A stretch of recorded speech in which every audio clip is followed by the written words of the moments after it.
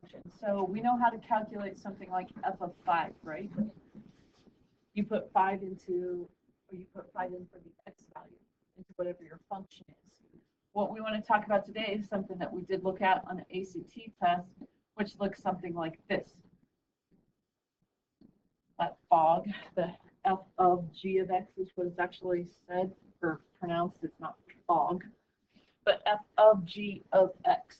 What that means is this. It is f of whatever g of 5 is. So the first thing you would do is you would find g of 5. You would take that answer, and then you would find f.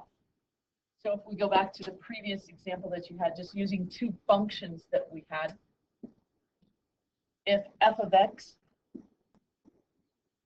was equal to 4x plus 9,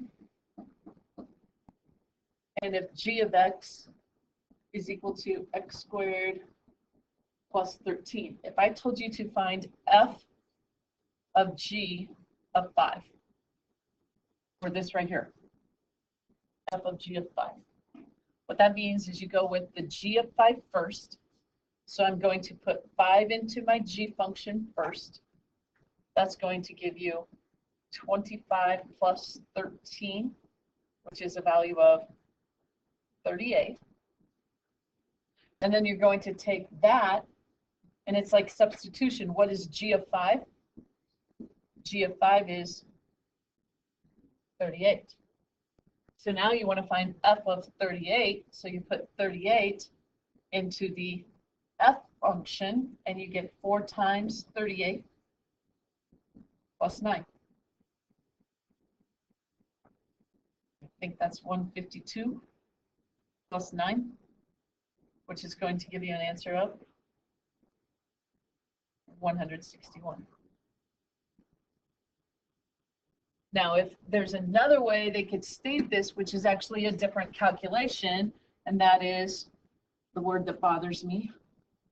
It is not goff, but yes, goff is what kids say.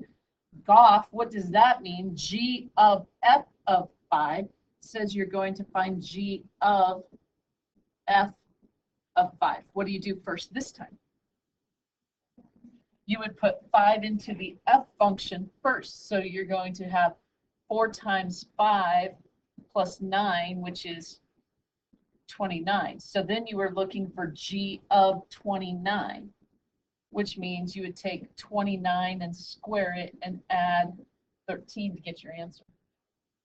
You see the difference in the notations.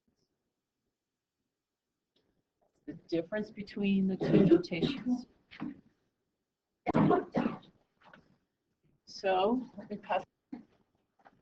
if you look at the first model problems, we will evaluate the function for the given value of x. So for this first example, f of x is equal to 5x plus 3.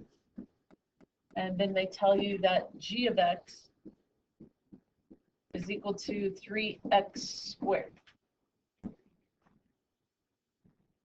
They want us to find f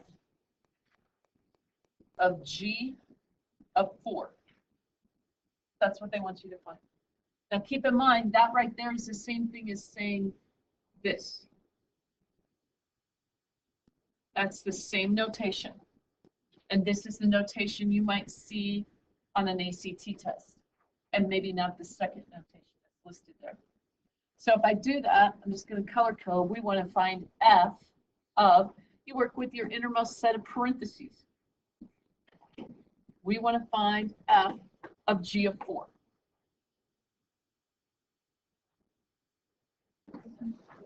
Okay, so it's f of g of 4. So the first thing you want to find is g of 4. What is g of 4? Well, that is the same thing as 3 times 4 squared, which gives you a value of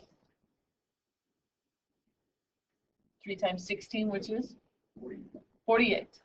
So now I can substitute, and now what we are looking for is we are looking for f of g of 4 has a value of 48. That's a value of 48. So now you want to take the f function, and you want to find f of 48 which is going to be equal to 5 times 48 plus 3. So if you take 5 times 48 plus 3, you get to end up with a value of 243. And there's your answer. Now all their work off to the side there where they say it is this, they say it's f of 3 times 4 squared.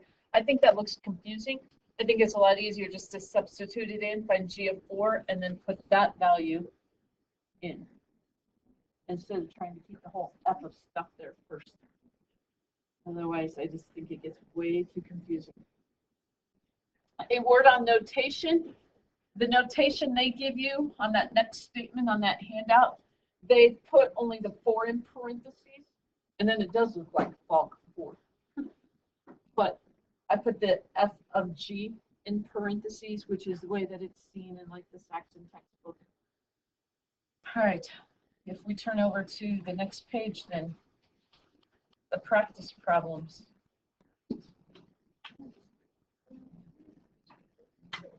Number 1 says if f of x is equal to 2x plus 7, and then they tell you that g of x is equal to 3x minus 2.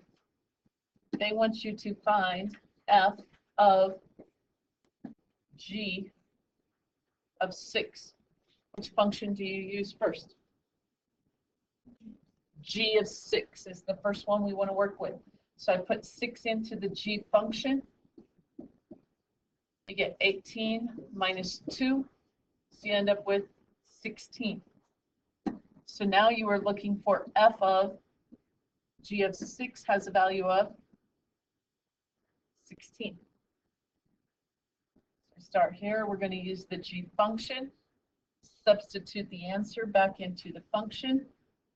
And from there, we want to use the f function. So you get 2 times 16 plus 7. 32 plus 7. Your answer is 39.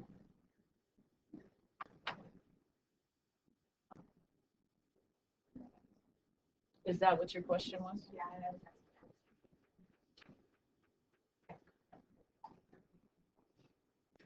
May I change the slide?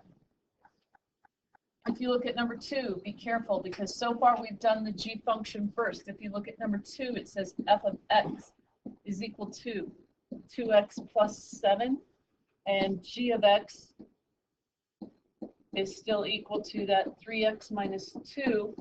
But what they want you to find is they want you to find g of f of 6. That's what it looks like. I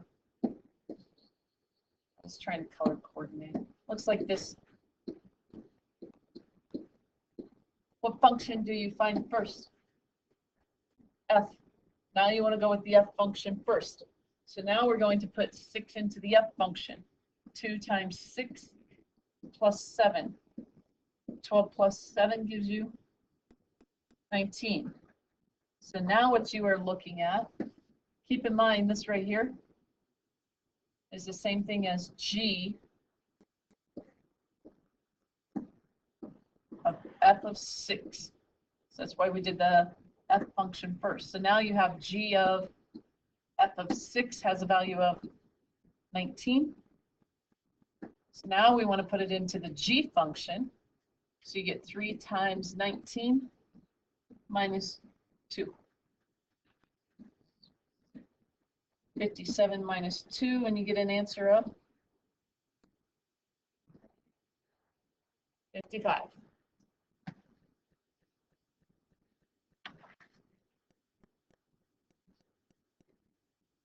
Understand the 2 notations. Those are the 2 notations you're going to get. Understand which function you put it into first. Are we good? Okay, I'll let you finish the handout.